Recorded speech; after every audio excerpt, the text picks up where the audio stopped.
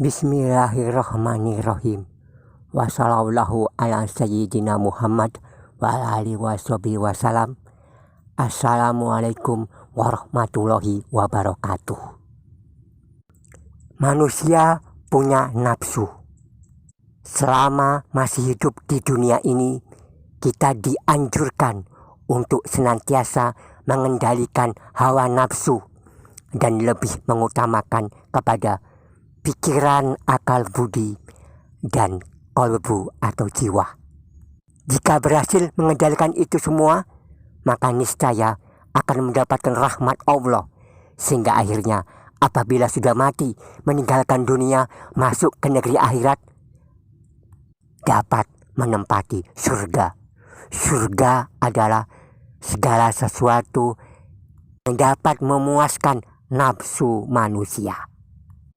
Gambaran atau ilustrasi tentang surga antara lain terdapat dalam Al-Quran surah yang ke-71 Az-Zukhruf.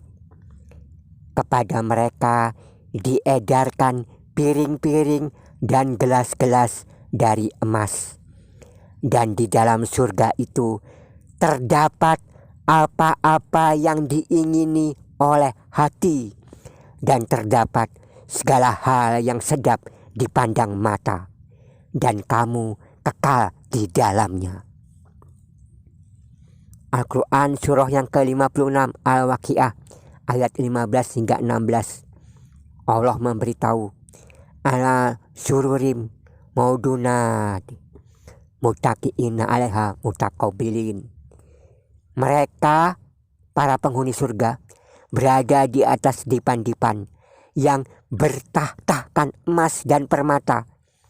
Mereka bersandar di atasnya berhadap-hadapan. Al-Quran surah yang ke-39 Az-Zumar ayat 20.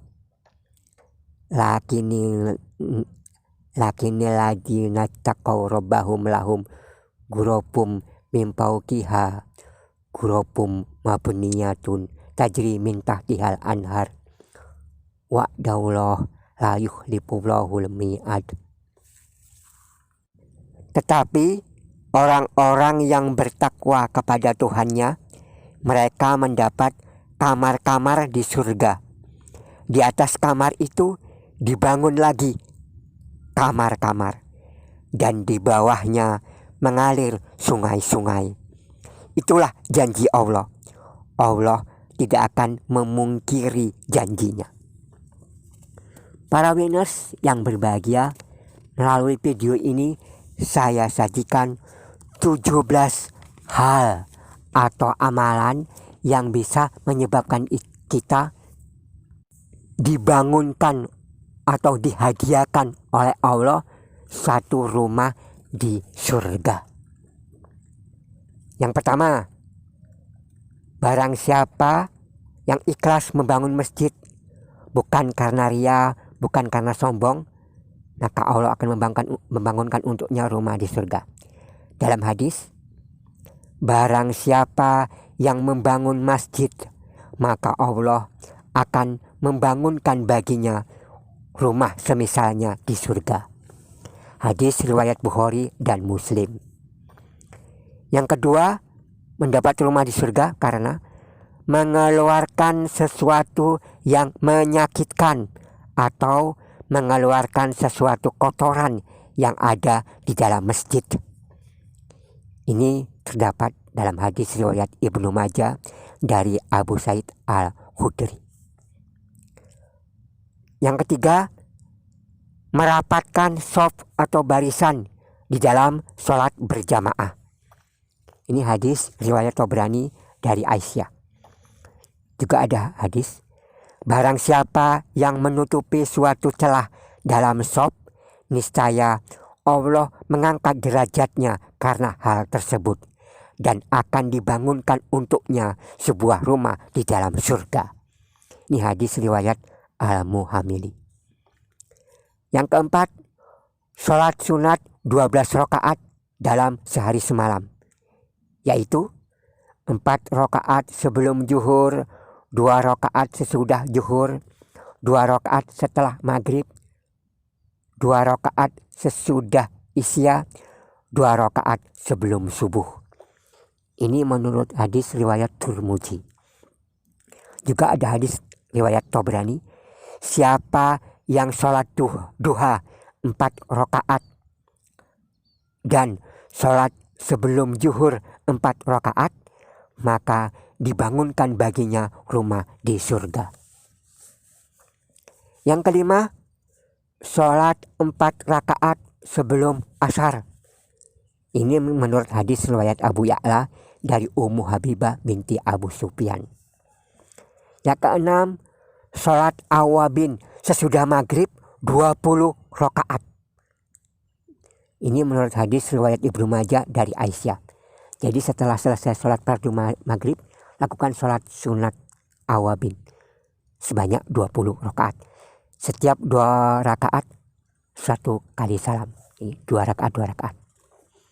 Yang ketujuh, sholat duha 12 rakaat. Hadis riwayat Ibnu Majah Tirmidzi dari Abu Darda. Yang kedelapan, membaca Al-Quran surah Ad-Duhan pada hari atau malam Jumat. Ini hadis riwayat Tabrani dari Abu Umamah.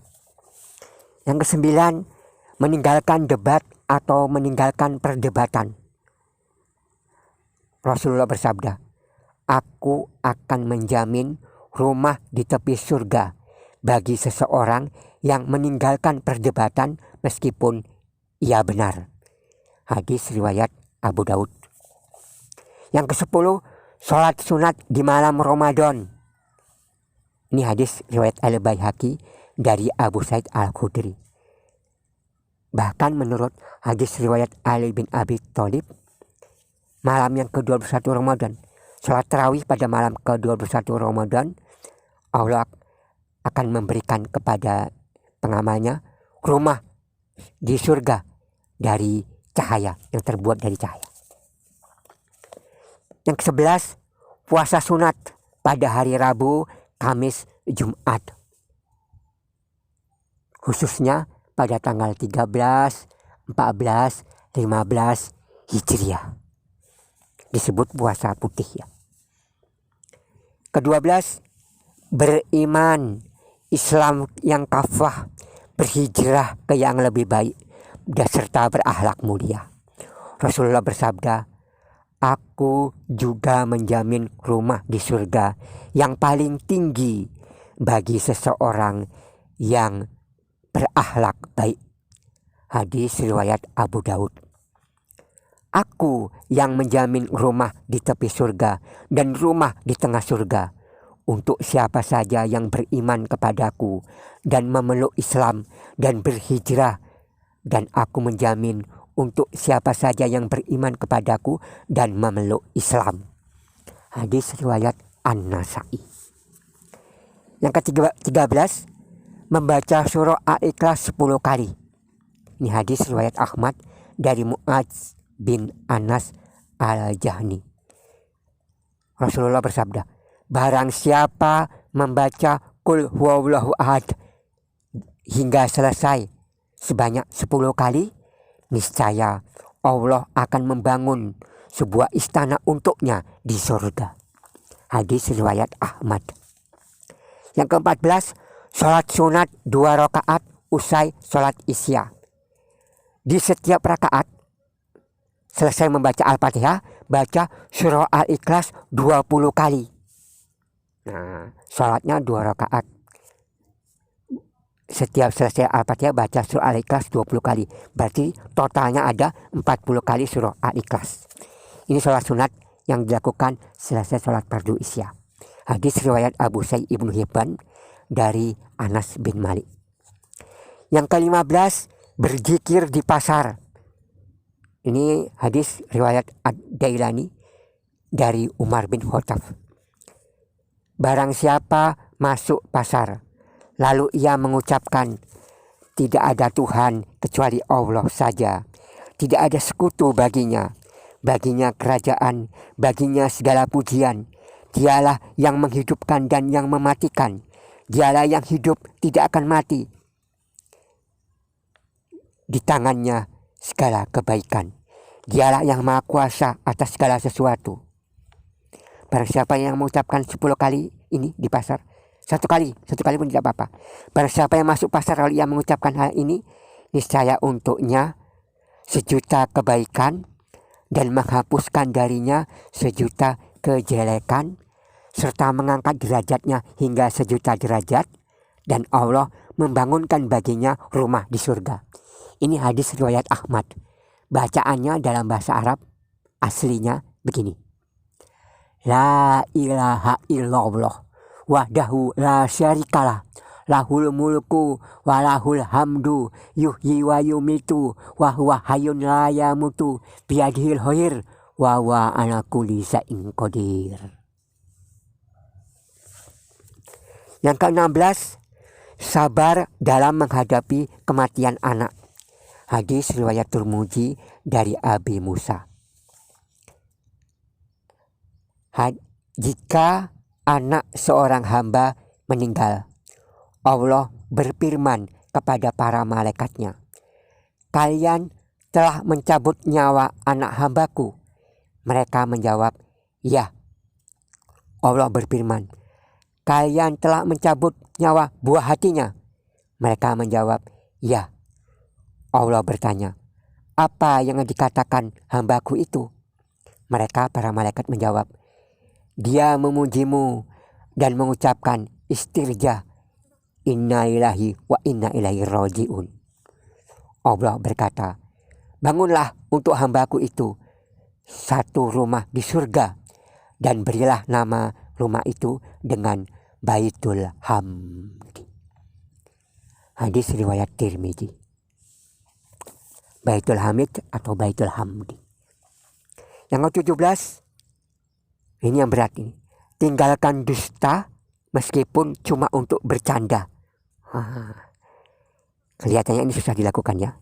Ada hadis riwayat Abu Daud bahwa Rasulullah Muhammad SAW bersabda, aku juga menjamin rumah di tengah surga bagi seseorang yang meninggalkan kedustaan meskipun hanya bergurau. Hadis riwayat Abu Daud.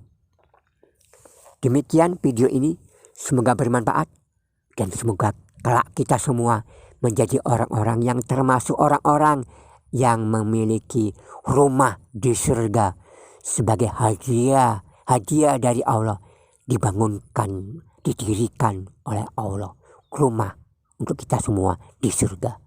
Amin. Wassallallahu ala sayyidina Muhammad wa ala alihi wasallam. Assalamualaikum warahmatullahi wabarakatuh.